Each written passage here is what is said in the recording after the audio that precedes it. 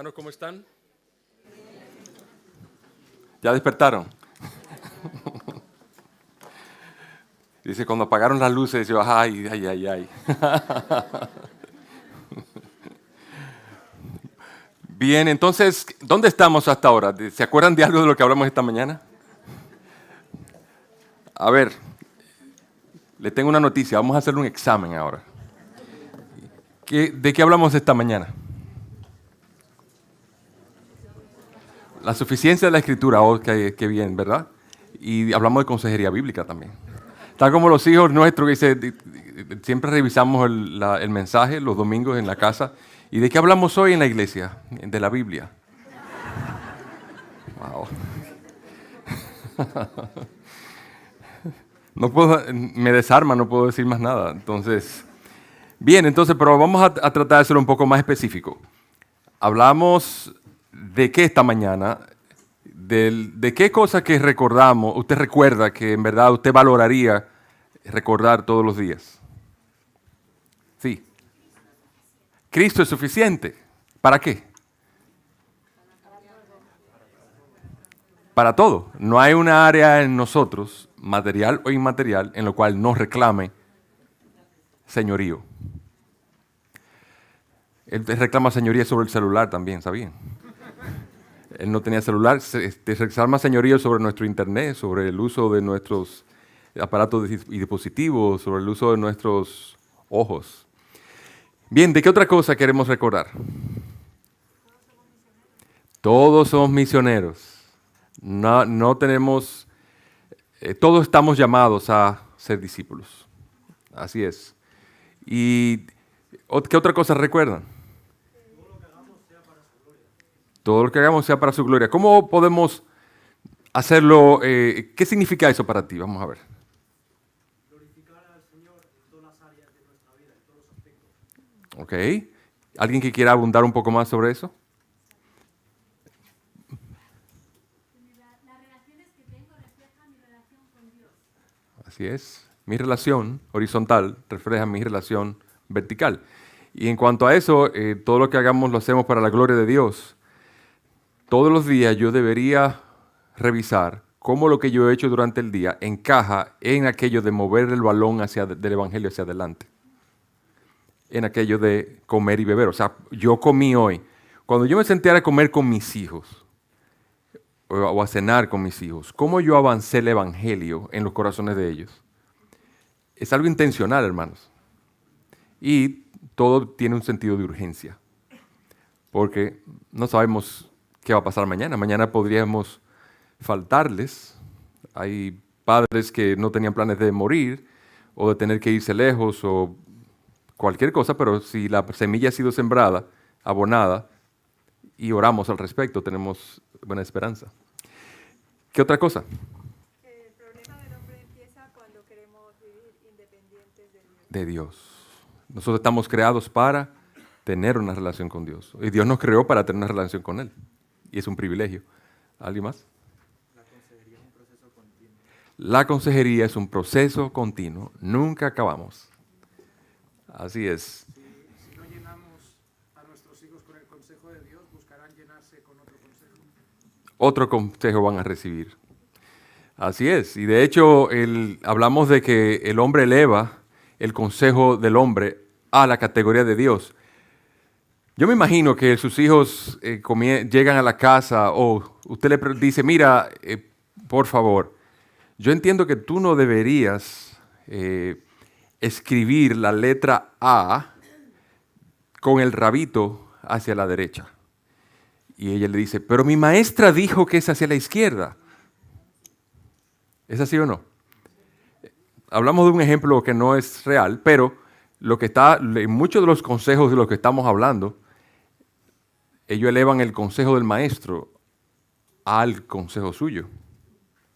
Y eso se vuelve un conflicto en la casa, muy a menudo. Porque no solamente solo imagínense de que en un tiempo como estamos hoy, con una ideología de género muy acentuada, ellos llegan con unas ideas que aprendieron y están en franco conflicto con moralidad en la Biblia. Pero el mundo ya no tiene ningún problema con ese tipo de cosas. Ahora, antes era una aberración, ahora es una preferencia. El problema entonces cuando toca a nuestros hijos, ¿cómo se ve eso?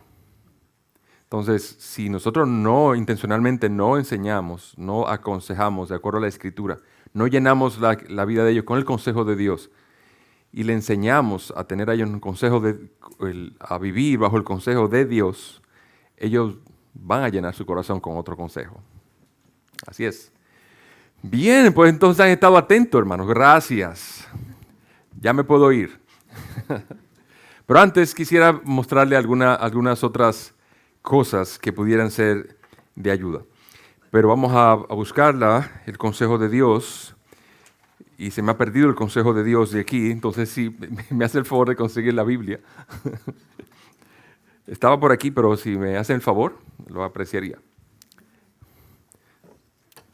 Gracias, Pastor Jairo. Él aprecia tanto eso que no dejó que nadie se la vaya a robar. Y entonces vamos a estar ahora en Santiago capítulo 4.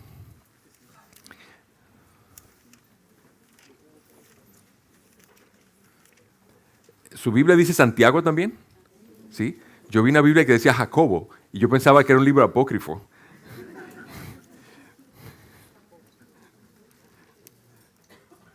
Santiago capítulo 4.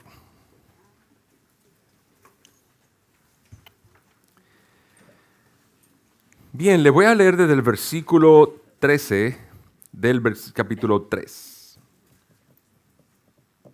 Versículo 12. Dice, hermanos míos, ¿puede acaso la higuera producir aceitunas o la vid higos? Así también ninguna fuente puede dar agua salada y dulce. ¿Quién es sabio y entendido? ¿Perdón? ¿No? Santiago 3:13. O sea, empecé a leer un poco antes. Sí. Vamos a leer el 4, pero empecé para temas de... Sí. Vamos a leer un poco antes para el contexto. 3:11. Sí. Otra vez. 3:11. ¿Acaso alguna fuente hecha por una misma abertura agua dulce y amarga? Versículo 12. Hermanos míos, ¿puede acaso la higuera producir aceitunas o la vid higos? Así también ninguna fuente puede dar agua salada y dulce. 13. ¿Quién es sabio y entendido entre vosotros? Muestre por la buena conducta sus obras en sabia mansedumbre. Pero si tenéis celos amargos y contención en vuestro corazón, no os jactéis ni mintáis contra la verdad, porque esta sabiduría no es la que desciende de lo alto, sino terrenal, animal, diabólica. Porque donde hay celos y contención, allí hay perturbación y toda obra perversa. Pero la sabiduría que es de lo alto es primeramente pura, después pacífica, amable, benigna, llena de misericordia y de buenos frutos, sin incertidumbre ni hipocresía. Y el fruto de justicia se siembra en paz para aquellos que hacen la paz. 4:1. ¿De dónde vienen las guerras y los pleitos entre vosotros? ¿No es de vuestras pasiones las cuales combaten en vuestros miembros? Codiciáis y no tenéis, matáis y ardéis de envidia y no podéis alcanzar. Combatís y lucháis, pero no tenéis lo que deseáis porque no pedís. Pedís y no recibís porque pedís mal, para gastar en vuestros deleites. Oh almas adúlteras, ¿no sabéis que la amistad del mundo es enemiga contra Dios?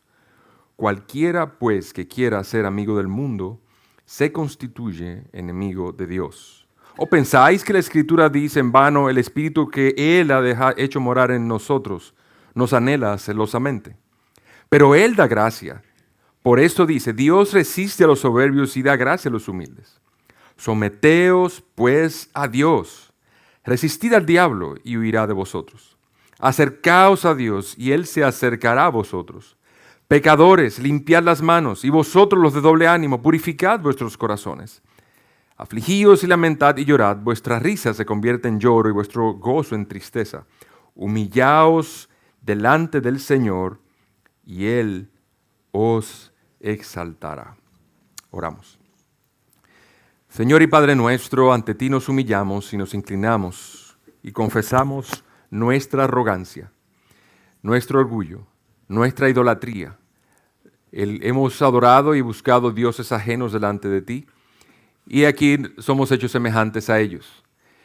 Gracias porque tú has dado a Cristo para redimirnos, para cambiar nuestros corazones, y tenemos la promesa de que hemos de ser como el hombre perfecto, el Señor Jesucristo.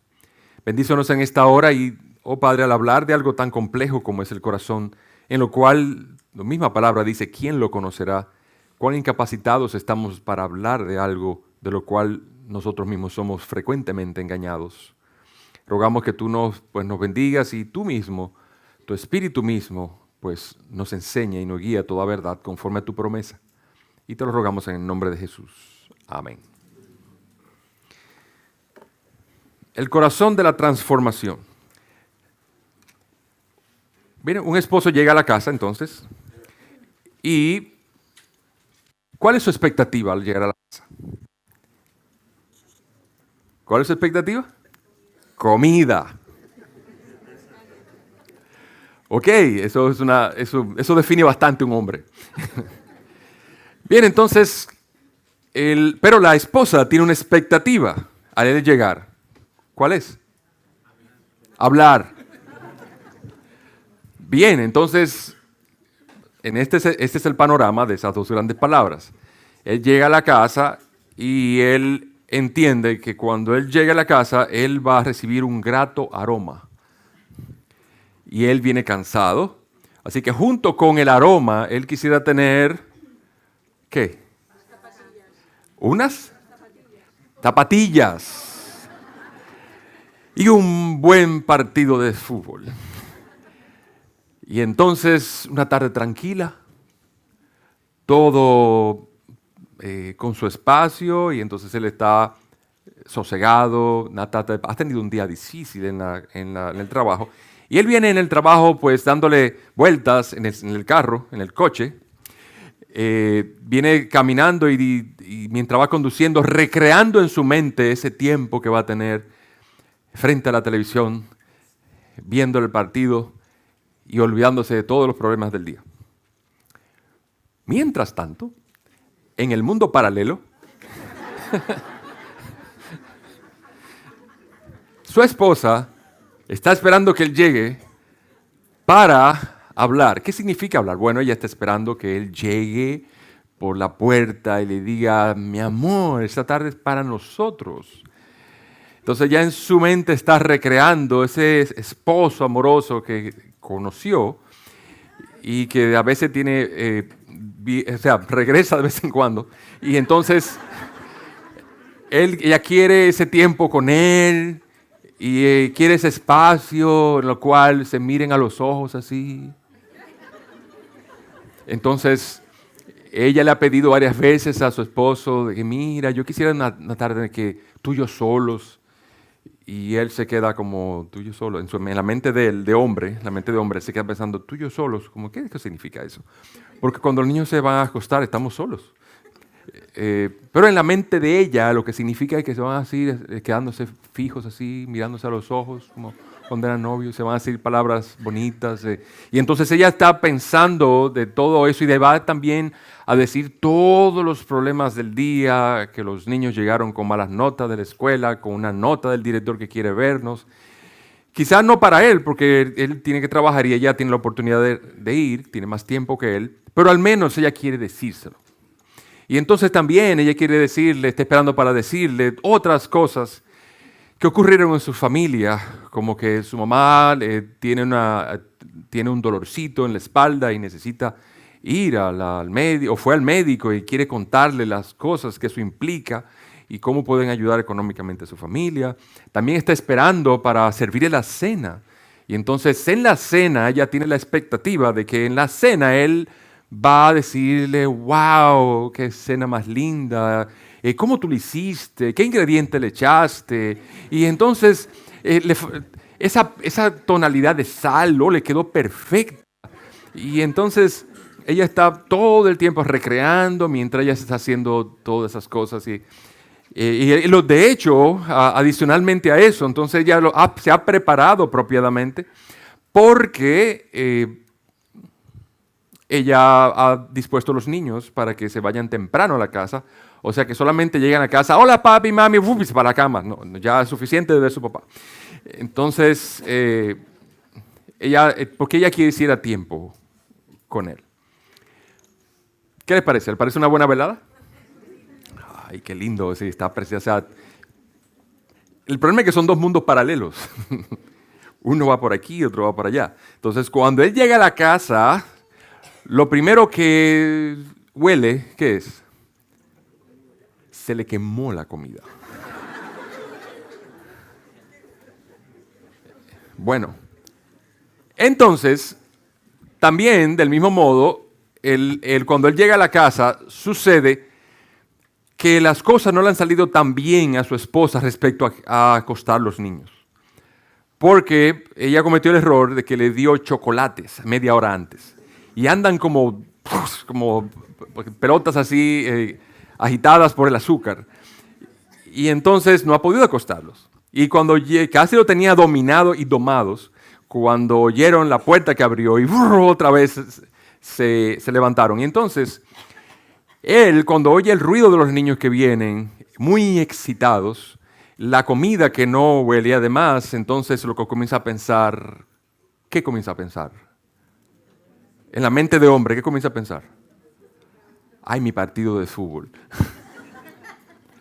Entonces, cuando la esposa finalmente llega a saludarlo, hola, ¿cómo estás, mi amor? Entonces, ella ve que tiene una cara así como que lo despidieron del trabajo. Y entonces, ella comienza a temer de que las cosas no van a ir tan lindo como ella pensaba. Ok, bien, entonces ustedes se sientan a cenar y los niños están ahí.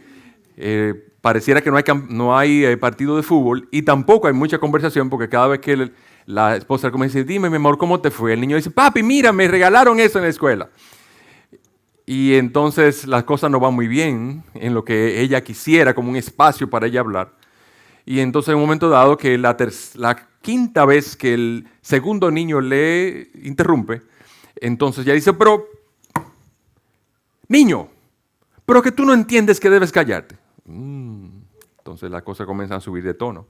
Y el otro niño comienza a llorar y a llorar y a llorar y a desconsolado.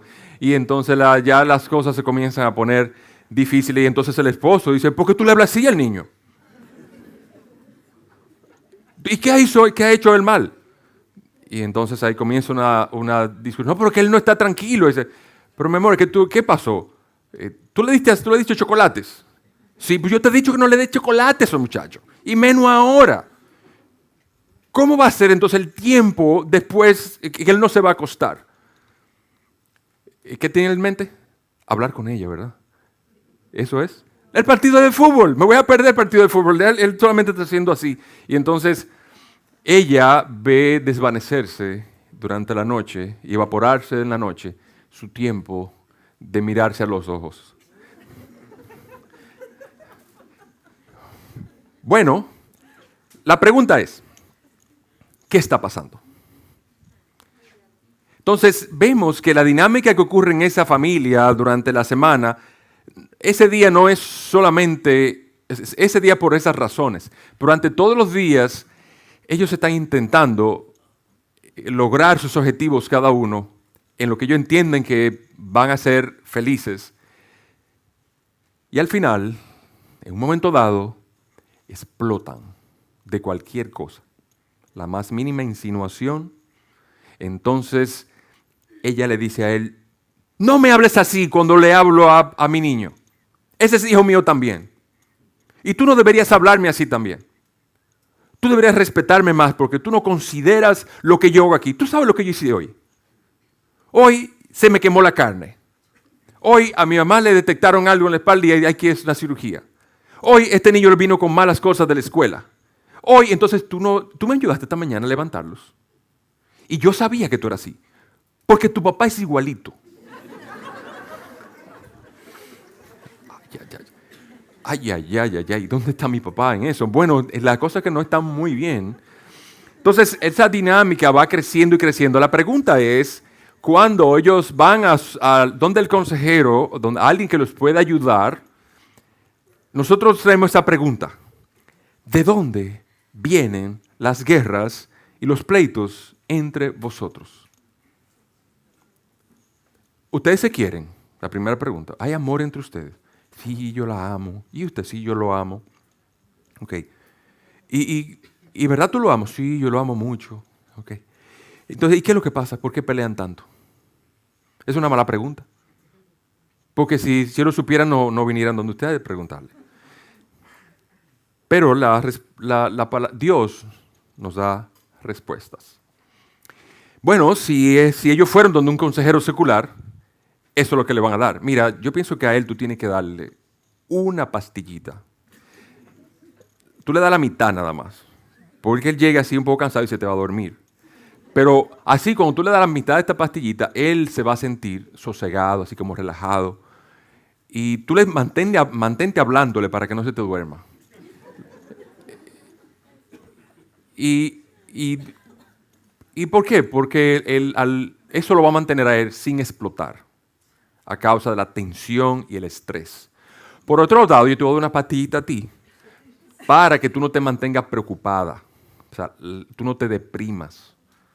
Y entonces uno comienza a preguntar, ¿hasta dónde es esto correcto? ¿O hasta dónde no es correcto? ¿Hasta dónde es correcto darle medicina y hasta dónde no es correcto darle medicina? Los consejeros no hacen eso, a menos que usted sea un médico que pueda hacer eso. Pero si él le pregunta a usted, ¿yo puedo dejar esta pastilla que me dieron? Usted no puede dar respuesta a eso, a menos que usted sea un médico. Ahora, ¿cómo resolvemos el asunto? Bueno, la medicina en la consejería es algo que debe ser cuidadoso en manejarse, a menos que usted sea médico. Entonces, si el médico es el consejero, un psiquiatra, por ejemplo, bueno, los problemas del alma son problemas del alma y no pueden ser tratados con medicina. Pero hay asuntos en el cuerpo que sí son reales, que sí debemos pensar en medicamentos. Si usted es epiléptico, posiblemente usted necesite una medicina. Si usted tiene, como tenía la madre de mi esposa, ella estaba nerviosa, agitada y tenía unos nervios y tenía un tipo que en un momento dado parecía depresión, se le llevó al psiquiatra. El psiquiatra detectó un desgarre o un desgaste en la mielina de los nervios. Y eso, como consecuencia, evitaba que ella durmiera. Y como no dormía, tenía un estado de desequilibrio y nervios. Entonces, ¿qué queremos decir? Hay cosas que realmente son de un problema de medicina. Pero en cada caso, ¿cómo lo vamos a saber? El médico va a examinar a la persona y va a ir a detectar problemas que son comprobables y observables por los métodos científicos de observación y experimentación. Y entonces ellos van a ver con un análisis de sangre, con un scan del cuerpo o con un encefalograma o con cualquier otra cosa. Usted va a detectar la necesidad real en el cuerpo suyo de una medicina. Pero aún así, el hecho de que usted tenga una condición de salud afecta su corazón y su alma. ¿Por qué? Porque el hecho de que yo tenga una condición de tener que usar medicina me crea a mí una situación a veces de enojo. Si yo comienzo a enojarme porque tengo una medicina que tengo que tomar para la presión arterial, y eso me causa enojo, yo estoy enojándome y yo no sé qué es, el problema es la medicina o la falta de medicina. No, eso me va. ¿Cómo está tu presión arterial? Estable. ¿Y el enojo de dónde viene? Entonces el problema no es la medicina en sí y no vamos a argumentar sobre el tema de si debe dársele medicina o no debe dársele medicina. Los problemas del alma son del alma, los del cuerpo son del cuerpo, pero aún medicamos el cuerpo para que tenga estable una presión sanguínea. Nosotros vamos a tener una condición de nuestro corazón y nuestra alma que pudiese crearnos insatisfacción o problemas de pleitos. Entonces, generalmente, aunque usted necesite la medicina, usted va a necesitar el consejo de Dios para administrar su corazón. Porque aunque usted puede tomar una pastillita para la fiebre, o sea, si usted tiene fiebre, yo no le voy a dar consejería. Si su hijo tiene fiebre, no le dé consejería. dele un Tylenol, alguna medicina esa para la fiebre. Posiblemente sí él se comienza a sentir en su corazón abatido y usted temeroso, y entonces eso no tiene nada que ver con la medicina. De cualquier manera necesita las palabras de aliento de un padre, de una madre. Porque nosotros estamos hechos más para el consejo de Dios que para la medicina del cuerpo. Entonces quisiéramos tener cierto equilibrio en que no lleguemos a pensar, a satanizar la medicina. La medicina tiene su lugar. El problema viene cuando la medicina trasciende los límites que Dios le ha puesto. Y aunque usted tenga algo comprobable médicamente, aún así necesitamos el consejo de Dios para manejar las situaciones que vivir en un mundo caído conlleva. ¿O usted piensa que está feliz en este mundo? Bien, entonces vamos a volver entonces a la condición de esta pareja. Suponga que él está medicado y él está tomando su pastilla para la presión y ella no tiene ninguna condición conocida todavía, solamente tiene el problema de su madre. Entonces, ¿por qué vienen los pleitos para con ella? ¿Porque él no se tomó la pastilla para la presión? No. La Escritura nos dice aquí, vienen de vuestras pasiones. ¿Cuál sería la respuesta normal entonces? Tengo un problema y para que se resuelva, ¿qué yo necesito? Cambiar ciertas cosas. ¿Qué cosas yo quiero cambiar? Y ese es mi pleito. Yo tengo una guerra por dentro. Es lo que dice la Escritura, ¿de dónde vienen vuestras pasiones? ¿De qué? ¿De dónde? De los pleitos entre ustedes, es un pleito relacional, externos, pero él está diciendo que de donde vienen los pleitos externos es de una batalla interna. Entonces, la batalla interna, ¿de dónde viene? De las pasiones entre vosotros. Entonces, si yo tengo una condición, tengo una situación, yo quisiera que algo cambie. Y esa esposa, cuando él llega a su esposa, ella quiere que algo cambie. Él, cuando llega, quiere que algo cambie. Vamos a ver, ¿qué es lo que ellos quieren que yo cambie? Yo quiero que cambien mis circunstancias.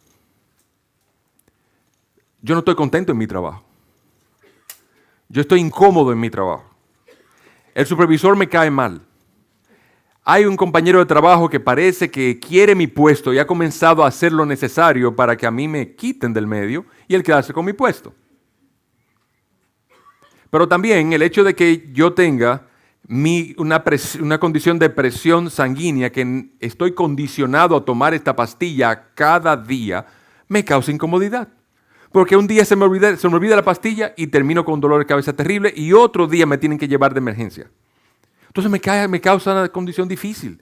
Además, el hecho de trabajar en una condición de tensión en mi trabajo me hace disparar la presión. Me hace ir con frecuencia al médico y estar esperando, perder horas de trabajo, me hace perder también dinero. Yo quiero que mi circunstancia cambie. Pero también el hecho de que ella está en una condición difícil, ella quiere que su circunstancia cambie. ¿En qué sentido? En que ella quiere que su esposo sea más amoroso. Ella quiere que él sea más considerado. Que él ayude cuando ella se levanta con los niños en todos los problemas que conlleva levantarlos, vestirlos, alimentarlos y aún llevarlos a la escuela. Ella se siente sola. Ella quiere que su circunstancia cambie. Pero ella quisiera que su circunstancia cambie para con su madre también. ¿Por qué? Porque ella está agobiada con mucho en la casa y entonces ahora tiene una dificultad adicional con su mamá. Ella, no es que ella le crea una carga, pero le crea una carga el hecho de tener a su mamá enferma. Entonces ella quisiera que su circunstancia cambie.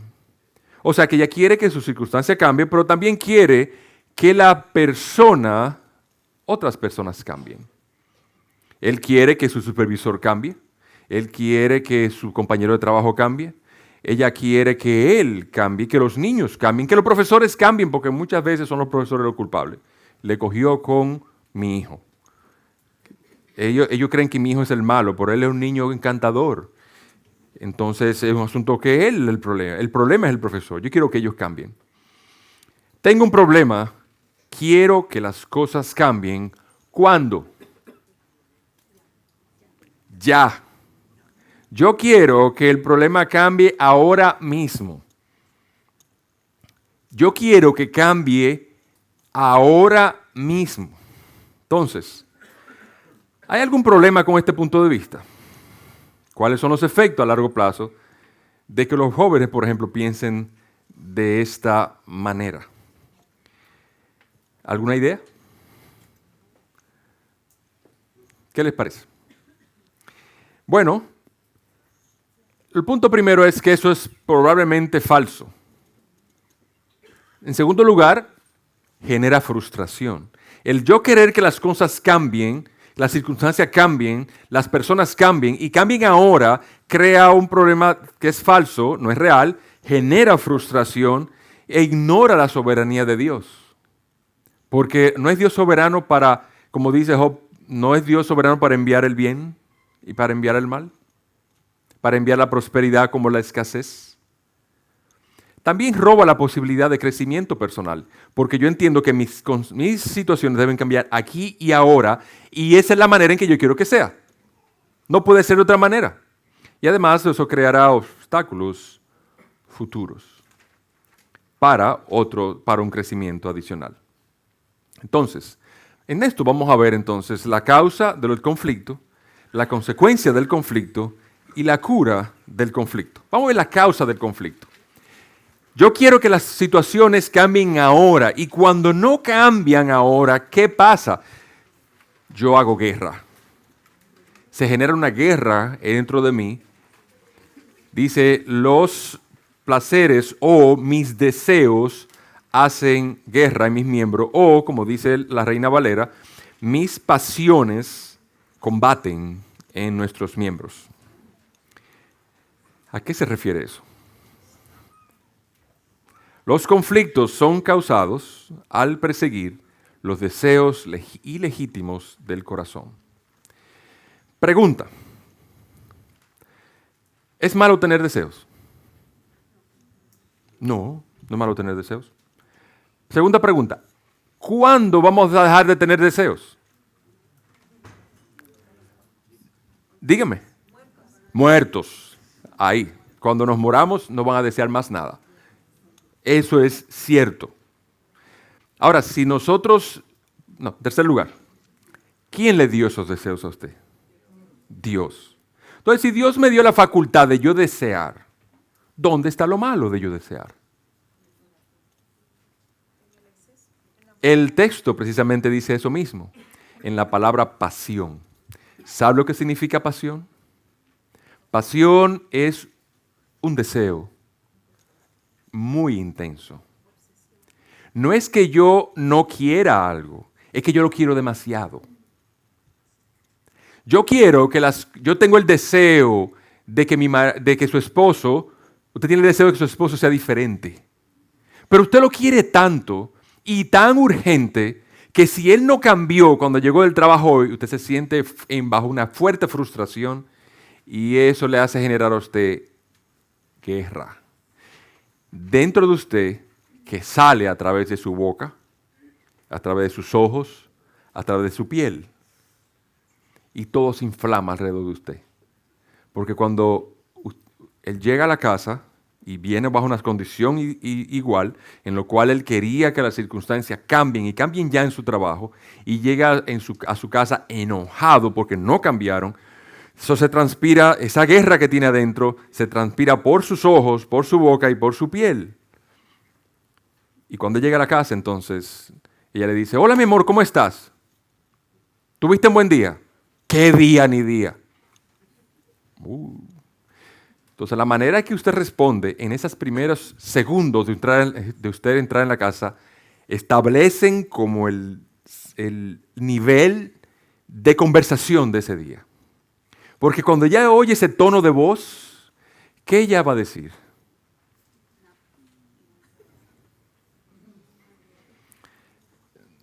Ella quiere volver a hablar. Ella no quiere volver a respirar. Ella no quiere levantar la vista ni mirarlo así fijamente a los ojos.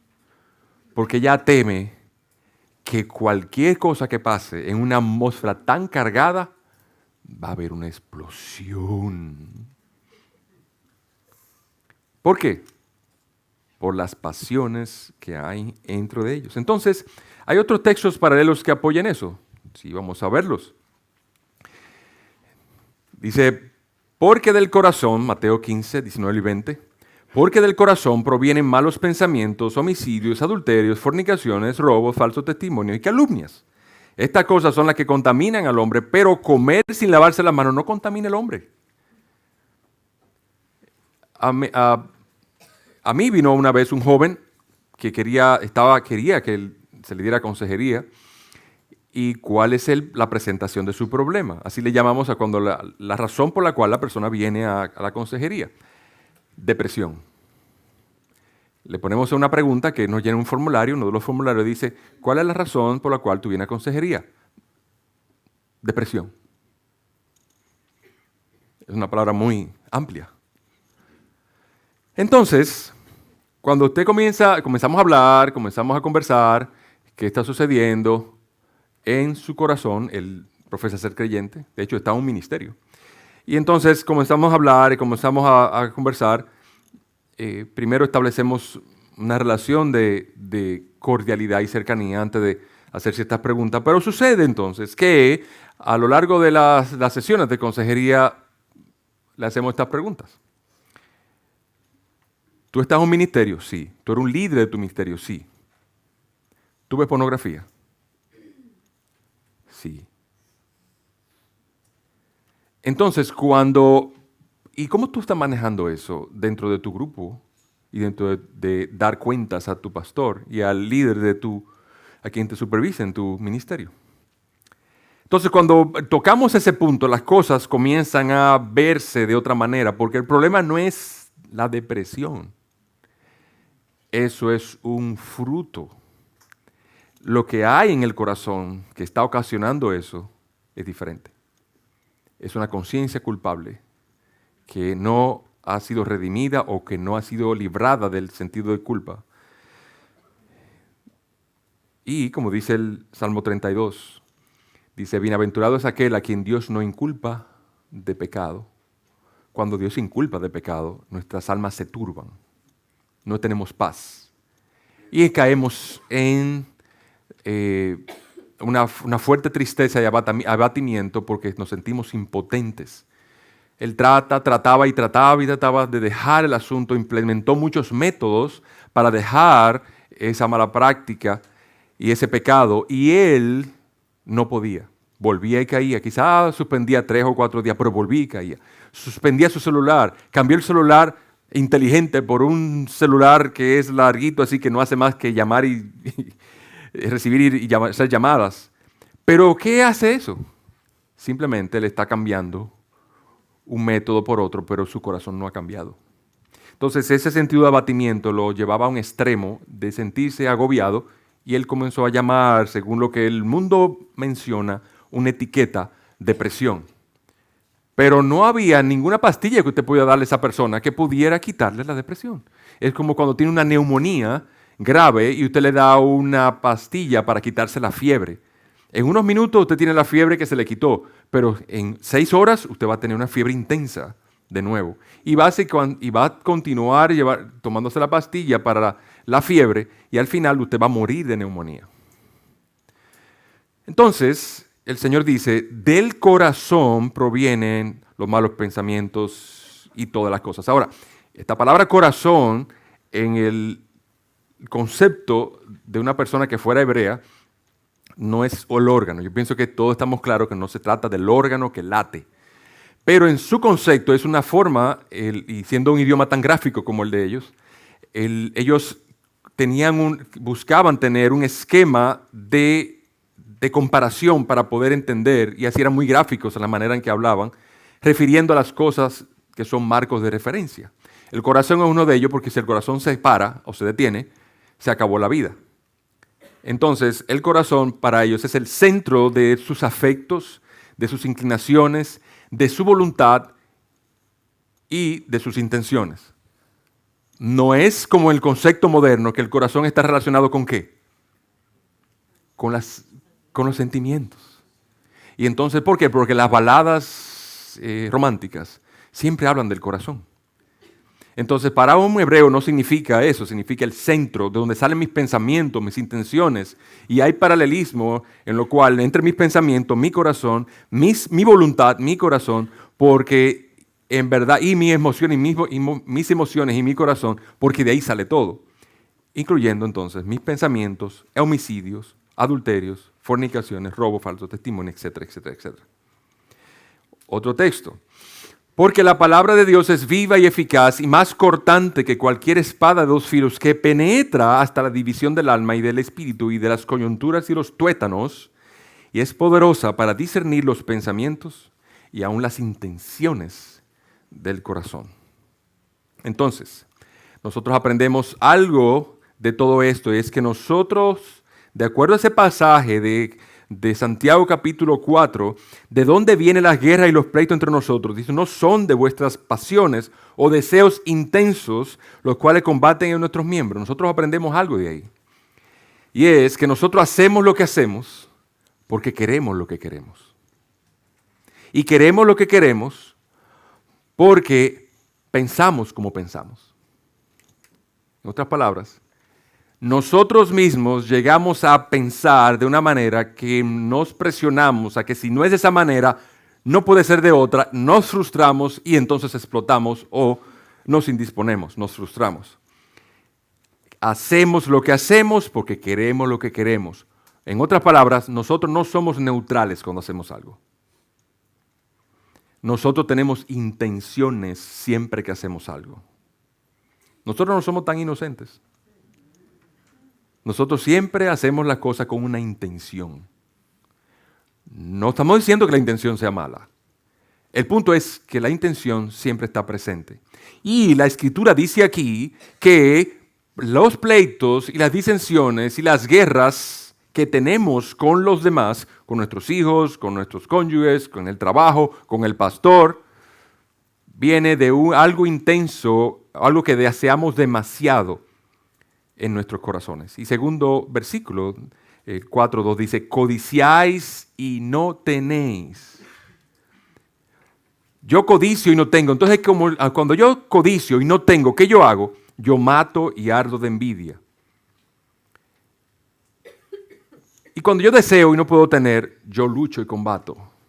Versículo 2.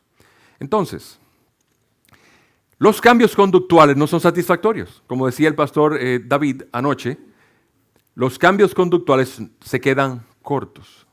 Así que si el marido va al salón de consejería buscando ayuda con su enojo porque está a punto de perder su familia, su esposa está dispuesto a dejarlo, ya no aguanta los maltratos, ella se va de la casa, entonces ella dice, si tú no cambias yo me voy. Entonces él va donde está dispuesto a ir a buscar consejería, buscando ayuda, y entonces el consejero, ¿qué le va a decir? Mira la técnica que te voy a dar para que tu enojo cambie. Cuando tú comiences que va a comenzar a enojarte así, cuando comience aire, comienza a contar en alemán del 100 al 1. En sentido regresivo. A los hermanos de Alemania posiblemente que les sea más fácil, pero entonces los otros me van a decir, pero yo no sé alemán precisamente. Entonces, ¿qué es lo que nosotros queremos? Que como tú no sabes alemán, cuando tú te vayas a enojar, tú busques en Google cómo se dice en alemán de 100 al 1, cómo se cuenta en alemán del 100 al 1 de manera regresiva. Mientras tú aprendes, al final tú te vas a dar cuenta, antes que llegue al número 75 en alemán, que ya tú no estás enojado. Tiene sentido, ¿verdad? Ok, ¿y qué va a pasar cuando tú aprendas alemán? Bueno, entonces, el sentido de conductismo dice, deja de hacer esto porque te causa frustración y haz aquello, lo que es simplemente fariseísmo. Vamos a haz esto, eso, en otras palabras, es una receta. Y muchas veces, hermanos, nosotros vamos a buscar una receta. Y eso es lo que vamos a buscar al médico muchas veces. Me duele en un extremo, me duelen las coyunturas, me duelen los huesos. Yo entiendo que hay una medicina que puede aliviarme eso y eso es correcto. Pero yo me acostumbro a esa manera de operar y la extrapolo a todo el resto de mi vida. Y yo quiero que cuando voy a un lugar me den una receta. Yo quiero que usted me dé una receta contra el enojo, una receta contra la depresión, una receta contra el mal del problema financiero. Usted quiere que le preste dinero. El punto es que los cambios conductuales no son suficientes porque apenas tocan la superficie, o en otras palabras, si vemos entonces esto como un árbol, en donde los frutos son las cosas que se ven, como las pasiones que se expresan en el combate y en la guerra que hago a mi alrededor, esos frutos son lo que los demás ven, que son fruto de enojo, fruto de mala cara, fruto de malas palabras, fruto de esa frustración que se expresa. Esos son los frutos que se ven. Pero la Escritura dice que hay algo debajo de la tierra que está alimentando y produciendo esos frutos para salir. Así que cuando yo tengo esos frutos, si yo quito los frutos, van a seguir saliendo los frutos. ¿Es así o no? Es así que nosotros le quitamos a una planta de naranjas o de naranjos, le quitamos las naranjas. ¿Qué va a pasar? Van a seguir dando naranjas. Así que le quitamos en ese momento una planta le quitamos el enojo en el momento, contando en alemán, pero cuando venga otra circunstancia, ¿qué va a pasar? Voy a producir más naranjas y espinosas. Entonces, no es suficiente. Lo que sí es examinar nuestros deseos. ¿Qué yo voy a examinar mis deseos? Los deseos son pecaminosos en sí mismos. Cuando el deseo es bueno, el deseo pudiera ser legítimo, pero el deseo intenso por algo tiene un problema. Y vamos a examinarlo dentro de poco. Entonces dice ¿has cometido homicidio? Dice el Señor en 5:21, habéis oído que se dijo a los antepasados, no matarás, y cualquiera que cometa homicidio será culpable ante la corte. Pero yo os digo que todo aquel que esté enojado con sus hermanos será culpable ante la corte. Y a todo aquel que le diga idiota a su hermano ha cometido homicidio. Entonces el estándar del Señor es mucho más que simplemente un tema conductual de haberle dado 2 palos y haber matado de una pedrada a tu hermano. Entonces, eres envidioso. ¿Qué dice la Biblia en otras partes? Nuestros deseos son potencialmente engañosos en cuanto a vuestra manera de vivir. Pero también, porque nosotros también éramos en otro tiempo necios, desobedientes, extraviados, esclavos de deleites y placeres diversos. O sea que la Escritura nos dice que también los deseos pudieran ser esclavizantes.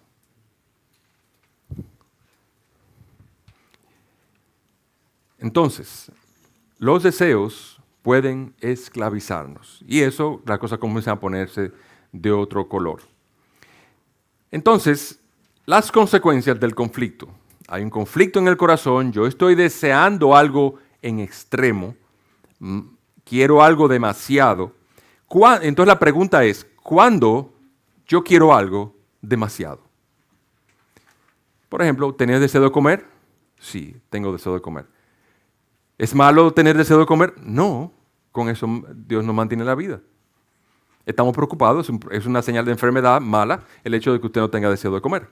¿Cuándo el deseo de comer se vuelve pecaminoso? Cuando el deseo de comer no se acaba cuando usted está satisfecho. Usted está ya repleto de comida, y aún usted ve que hay un flan, aún usted ve que hay un bistec, aún usted ve que hay un dulce, aún usted ve que hay otras cosas, unos quesos, unos embutidos. ¡Wow! Y uno va a esos ágapes de la iglesia y están todos llenos y ya yo no puedo, pero yo necesito comer. Y entonces hay una hermana que dice, ¿y tú no vas a comer de lo mío? Entonces ya se va a sentir frustrada conmigo. Ella tiene tanto deseo que yo pruebe lo de ella que ella se va a sentir mal conmigo, porque si yo no como de su comida, ella se va a sentir ofendida. ¿Dónde está el problema? hay dos problemas en ese hombre y esta persona en este momento. Uno, si ya mi cuerpo está satisfecho, no puede seguir comiendo, el yo desear seguir comiendo solamente por el deseo de mis ojos se llama ¿cómo? Gula o glotonería. ¿Qué fue lo que dijimos esta mañana con los cretenses? Déjeme preguntarle, ¿eso fue un elogio del apóstol Pablo? ¿Es un elogio del poeta hacia los cretenses? Usted quisiera que se dijera, los catalanes son unos glotones y vamos a orar para que mis hijos también sean glotones. ¿Verdad que no? Eso es algo que habla muy mal del carácter de una persona, pero también hay otro problema. ¿Es malo desear la aprobación de mis semejantes? Es algo normal yo desear agradar a los demás y serle agradables. ¿Dónde ese deseo comienza a ser malo? Cuando yo estoy dispuesto a pecar para lograr la satisfacción que yo quiero, ¿de qué? De que yo te puedo buscar tu aprobación. O sea, yo quiero tu aprobación tanto que yo estoy dispuesto a pecar para eso. Entonces el deseo se vuelve pecaminoso cuando lo deseo demasiado. Un ejemplo. En verdad, en el noviazgo, dos jóvenes tienen noviazgo. O sea, están de novios en la iglesia. Muy bien. A ver cómo hablo de esto. Ok, entonces, ella quiere agradarlo a él. Entonces, ellos comienzan a fallar en su refreno de su toque físico. Ella no quisiera fallar en eso, porque ya ellos han hecho un pacto. Pero cuando él comienza a procurarlo y comienza a presionarla, y comienza él no a preguntar, sino que comienza a actuar, entonces ella quiere tanto su aprobación que ella prefiere quedarse callada con tal de que no perder su afecto. Entonces, cuando yo quiero algo demasiado, entonces yo estoy dispuesto a pecar para obtener eso. Ahora, ¿dónde entonces comenzamos a ver esto? Y es lo que dice Ezequiel. Hijo de hombre, estos hombres han erigido sus ídolos en su corazón y han puesto delante de su rostro lo que los hace caer en su iniquidad. Pregunta, y vamos al texto aquí. Versículo 4. Oh almas adúlteras. Versículo 4 de Santiago. 4:4. Yo quiero que usted me responda algo. ¿Cómo es que nosotros comenzamos a hablar del pleito del marido y mujer? Y terminamos Dios diciéndome a mí que mi alma es un alma adúltera. Yo no entiendo. ¿Me puede usted decir? O sea, este es el escenario. Venimos con esta familia en problemas y dificultades y ella viene a buscar ayuda por la guerra que hay entre ellos. Y la Escritura le dice que la guerra entre ellos es resultado de una guerra dentro de ellos. Pero la Escritura va más lejos. No es solamente una guerra dentro de ellos. Ahora Dios comienza a cambiar la perspectiva y la dirección del problema. Porque ahí dice almas adúlteras. ¿Cómo puede un alma ser adúltera? No. Es por ahí. Aman algo más que a Dios. Entonces vamos a entrar un poco en detalles. Alma adúltera, como dice la hermana, es yo amo a Dios y amo algo más. ¿Tiene sentido para usted? ¿O usted piensa que es correcto que usted no se va a enojar por usted, el marido, porque su esposa lo ama a usted y ama también a otro hombre, que no es su papá? ¿Es correcto? Usted va a estar contenta. Usted va a estar contento con ella. ¿Qué se supone que es? ¿Cómo usted le diría? Una mujer adúltera. Y entonces él, ¿cómo es? ¿Cuándo es como es él? ¿Usted estaría contenta, hermana, porque su esposo la tiene a usted y además ama a otras mujeres que no es su mamá ni su hermana? Porque a su mamá y su hermana no la va a amar de manera romántica. Entonces, lo que la Escritura le está diciendo entonces, cuando habla de su alma no puede hacer adulterio de manera física como lo conocemos, pero sí conocemos el término de cuando mi amor es debido a una sola persona con un pacto de por medio, entonces yo estoy amando otras personas al mismo tiempo. Y cuando Dios nos está diciendo eso, nos está diciendo entonces que cuando nuestros deseos debería ser solamente para Dios, Cristo debería ser la fuente de nuestro halago, la fuente de nuestro placer, la fuente de nuestra felicidad, la fuente de nuestra aprobación, la fuente de nuestra seguridad. Yo estoy buscando aprobación, estoy buscando seguridad y estoy buscando seguridad en algo más que no es Cristo. Cristo debería estar en la silla de mi corazón, en su trono, pero cuando yo voy a buscar halago, yo quiero el halago de otros más y estoy dispuesto a pecar, o sea, quitar a Cristo de su trono para instalar algo más de lo cual yo voy a tener placer.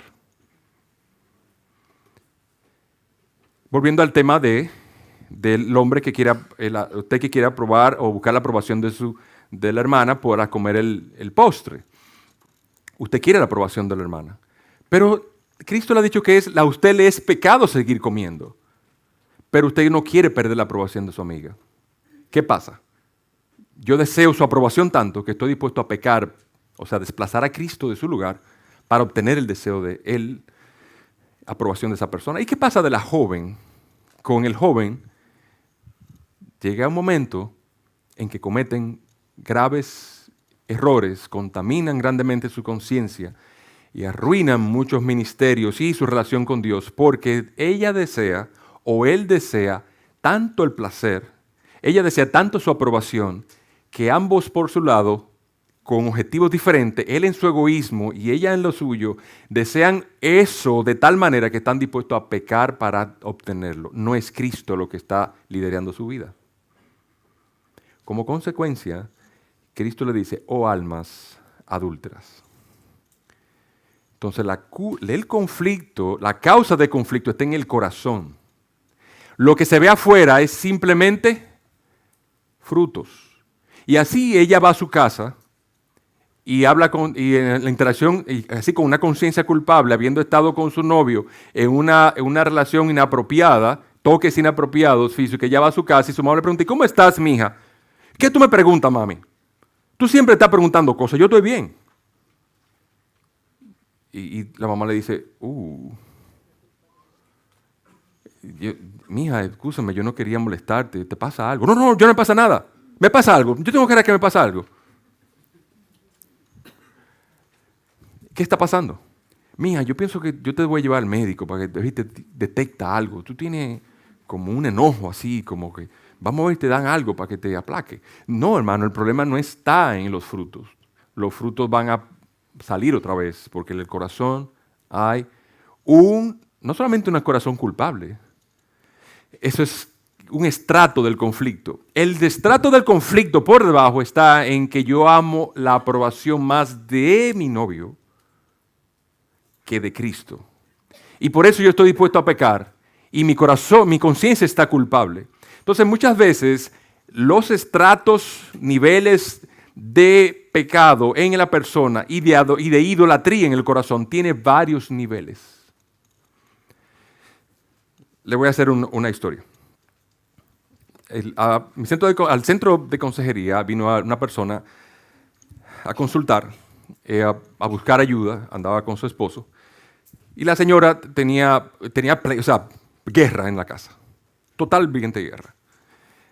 Entonces, indagando sobre qué pasaba, qué sucedía, cómo había sido su matrimonio, cómo vino las cosas a ser, examinando el dato que recogimos. Entonces, sucede que ella tenía 3 hijos en su país y ella se mudó de país, estaba en proceso de legalización de su documentación. Y entonces ella lo conoció en su trabajo un día que él viajó a esa ciudad y entonces él comenzó a coquetear como un hombre soltero, mundano. Ella decía ser cristiana. Ella asistía a una iglesia, estaba en un ministerio. Entonces el hombre comenzó a coquetear e insistir y ella dijo, no, dame tu teléfono. No. Insistió tanto que entonces, está bien, déjame darte el teléfono. ¿Qué pasó después? Él comenzó a contactarla desde el país, Estados Unidos, a su país. Y entonces ella comenzó a tener una relación de chat con él, de conversación vía email, Hotmail y todos los FaceTime. Y ya cuando ya quería verse un poco, ya ella no se veía tan mal. Y ella comenzó a albergar en su corazón la idea, y tenía 3 hijos, de venir a los Estados Unidos como una forma de mejorar su vida para sus hijos. Entonces ella comenzó a verlo a él, ¿de qué manera? Con interés. Y como consecuencia ella quería tener su aprobación. Él, por su parte, ¿cómo la veía a ella? Él estaba soltero y la veía y bueno, ella comenzó a verla y de muchas maneras, pero él comenzó a verla como una fuente de placer, un depredador. Entonces, si se fijan, ella tuvo un deseo, la mejoría de su familia. ¿Dónde está el problema? En que lo deseó tanto que estuvo dispuesto a pecar. Entonces ya finalmente, hermanos, cargarle el cuento, ella abandonó sus 3 hijos con la esperanza de que los iba a mandar a buscar. Se mudó con él sin casarse, fuera del matrimonio, a los Estados Unidos con la promesa de que se habría de casar para mandar a buscar a sus hijos. Después de 6 años, él no quería hacerle su documentación y sus hijos habían crecido en su país y ya no podía regresar. Sus hijos la maldecían. Qué triste. Y cuando entonces viene a la consejería, ella está en un estado de enojo y frustración contra su esposo en ese momento, porque finalmente él había decidido a casarse por la presión de ella. Pero era un matrimonio que funcionaba. No. ¿Y qué sucede? La Escritura siempre le decía a ella esto: no te hagas yugo desigual con un incrédulo. Porque no hay concordancia entre Dios y Satanás, entre Dios, la luz y las tinieblas, Cristo y Satanás. Está muy claro. Pero ella deseaba tanto el bienestar financiero y el bienestar de la imagen que da un país, que ella estuvo dispuesto a, por sus hijos, hacer el cambio. Resultado, desastroso. No glorificó a Dios, ella se siguió por su propio deseo. ¿Cuál es el fruto? Frustración. ¿De qué manera salía? De todas maneras, y él estaba desesperado. Porque había accedido a casarse y estaba dispuesto a dejarlo ya. Porque no la soportaba de lo complicada que se ha vuelto. ¿Dónde está el problema? Entonces, ¿dónde está el problema? En el corazón. Si ella no cambia, yo me la dejo. Entonces, vamos a la cura del conflicto. Reconoce la presencia inherente del orgullo en forma de toda idolatría. Y comenzamos entonces a buscar las soluciones. Ahí mismo el libro de Santiago.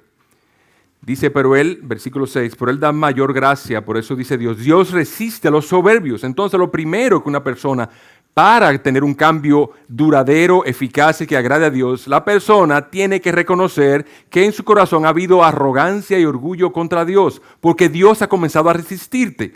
De hecho, si ustedes se han fijado en la pregunta que le hice hace un ratito, ¿cómo es que yo comienzo con una guerra relacional entre tú y yo, y Dios me trae a una guerra dentro de mí, y ahora me trae a una guerra con Dios?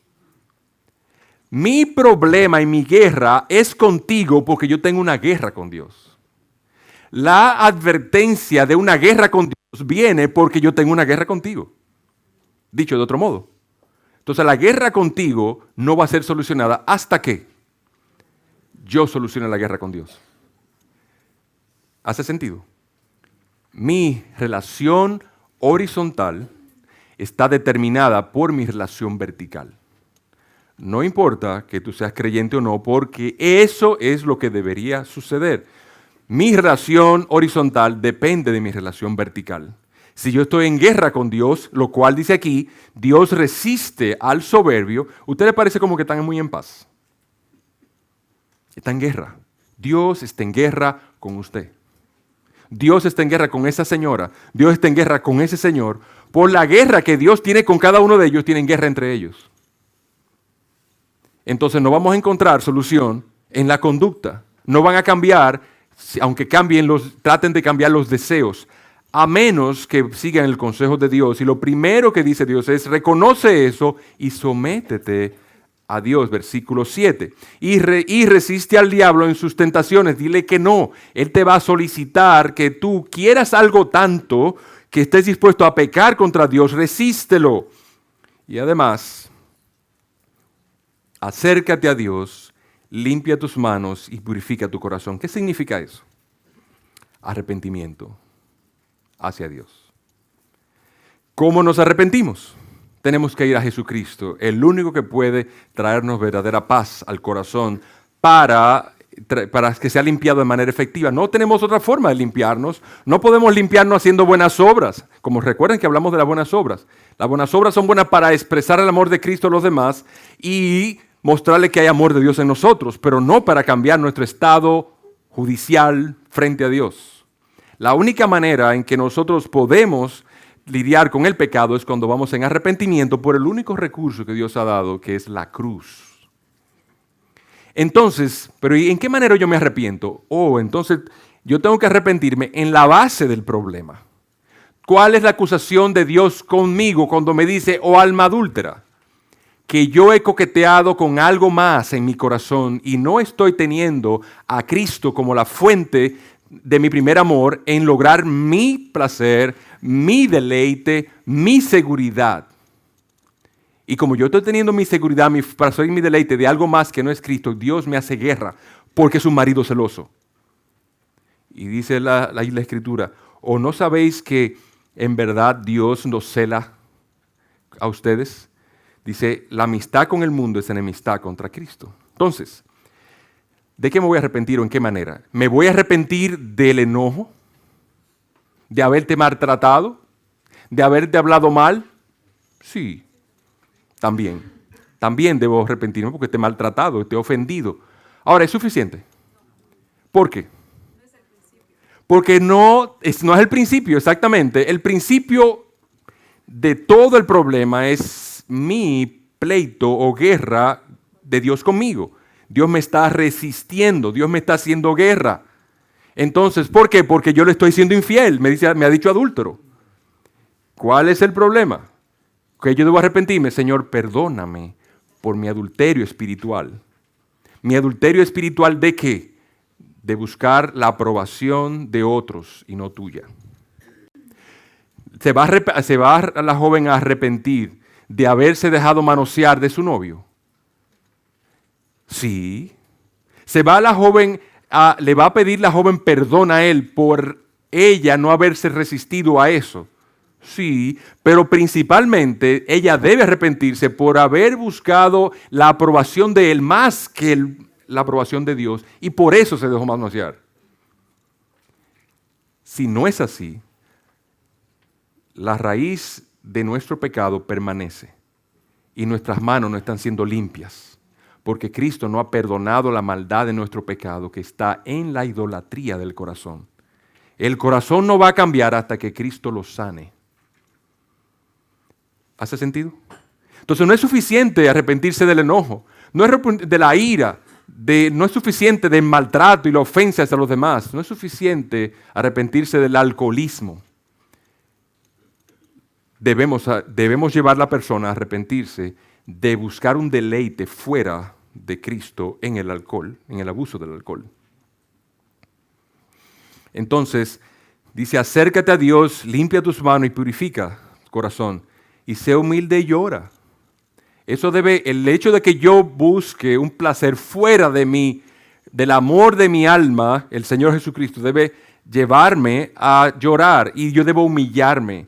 No debo ganar reservas. Yo no debo decirle al Señor, mira, Señor, si tú me hubieras dado una cara bonita y unos ojos encantadores, yo no tuviera que hacer eso con el novio mío para que él me haga caso. Si tú me hubieras dado suficiente dinero para yo alimentarme durante la semana, yo no tuviera que darme una hartura así en un agape de la iglesia e irme como lleno por la semana entera. Al final es una arrogancia mía. ¿Yo estoy haciendo qué? Yo estoy transfiriendo mi culpa ¿a dónde? A Dios. Tú eres el culpable, Señor, de que yo esté así. Entonces, Dios tiene que resistirme porque yo estoy acusando al Señor y buscando un amante en las cosas creadas y buscando en las criaturas lo que solamente el Creador me puede dar. Entonces, humíllate sabiendo que Dios te exaltará en su tiempo y a su manera. Esperemos en Dios. Entonces, acerquémonos a Dios, busquemos su gracia. Dios es un Dios que perdona y oremos a Él por perdón. Y Dios es el Dios de las segundas oportunidades. Es un esposo que perdona, un Dios amante que está dispuesto a recibirnos con los brazos abiertos cada vez que vamos. Pero al final nosotros debemos tener esto bien presente. Los frutos que se ven no es lo que son. Nosotros hacemos lo que hacemos porque queremos lo que queremos. Nosotros tenemos deseos tan fuertes. Los deseos no son propiamente malos la mayoría, pero son malos aunque sean legítimos porque deseamos más eso que a Dios y sabemos que lo estamos deseando demasiado cuando tenemos deseo de pecar contra Dios para obtenerlos. Y la única manera en que Dios nos ha de cambiar el corazón y sanarlo es cuando nosotros vamos a través de Jesucristo y colgamos en la cruz nuestro adulterio espiritual para con Dios y nuestro orgullo en la cruz para que Dios nos sane, para que Dios nos limpie. Y teniendo paz con Dios, tendremos paz para con los demás. Dios nos conceda su gracia. Por ejemplo, una joven que se está cortando, para decir algo adicional. La joven en la sala de señorita, en la casa de señorita que se está cortando. ¿Qué usted le va a dar? Bueno, una curita para que no sangre. Pero muchas veces, ¿sabe algo? Muchas veces lo que nosotros usamos en la alma de las personas son curitas, vendajes. Nos volvemos agentes de primeros auxilios espiritual. Cristo no es un paramédico. Cristo es un cirujano. Cristo es un cirujano. Y Cristo estirpa y sana, restaura y cambia. Y una cosa tan complicada como esa, cuando usted la vea en su salón de consejería o alguien que venga a usted con problemas así complejos que usted no sabe qué hacer, hermanos, solamente tenemos que una sola. Oremos, primero. Segundo, veamos en el fondo qué hay. Porque esa señora que vino del otro país, que estaba enojada, en primer lugar tenía en su deseo una fuerte frustración porque le falló. Pero debajo había 2 estratos más. El segundo estrato, el segundo nivel del sótano, si lo pueden decir de esa manera, ahí aquí hay un mall que me llevaron muy lindo que tenía P1, sótano 1, sótano 3. El segundo nivel del sótano estaba un sentido de que sus hijos los había dejado. Un dolor de madre, porque ya le falló a sus hijos, le falló a Dios. Y en tercer nivel había una fuerte frustración en su corazón porque había dejado su iglesia y su pastor y su ministerio a causa de eso. Entonces, cuando usted viene a ver ahí, muchas veces usted cree que llegó al estrato, pero muchas veces no ha tocado fondo el problema. Bien, hermanos, en esta parte entonces, lo esencial es que la persona vaya a pedir a Dios perdón por su adulterio espiritual. Y Dios restaurando la comunión entre Dios y esa persona, Dios comenzará a restaurar la comunión entre la persona y su relación con su esposo, con sus hijos, su trabajo y todas las demás relaciones en su vida. Y Dios le dé su gracia y sabiduría en todo esto. Oramos. Padre, gracias por tu buena voluntad en Cristo, porque tú eres un Dios bueno y misericordioso. Tú nos has dado a conocer cosas que no nos imaginábamos, Señor, que podían ser posibles. Nosotros muchas veces somos engañados por las cosas que ven nuestros ojos, pero cuánta profundidad de maldad hay debajo de la superficie que no podemos siquiera comenzar a ver, a menos que tú nos los hayas revelado. Gracias, Señor. Y rogándote que tú nos perdones por nuestra idolatría espiritual, porque estamos más propensos y dispuestos a buscar placer y buscar cosas en las criaturas que solamente tú, el Creador, puede darnos. Perdónanos. Y rogamos que en la guerra que hemos estado teniendo en este momento, tú, al habernos iluminado, nos has declarado la verdadera razón y lo has hecho porque tú quieres en verdad tener una relación de amor, cordialidad y de paz, porque tú eres un Dios de paz. Bendícenos pues y danos tu gracia para ser agentes de paz, porque te lo rogamos en el nombre de Jesús. Amén.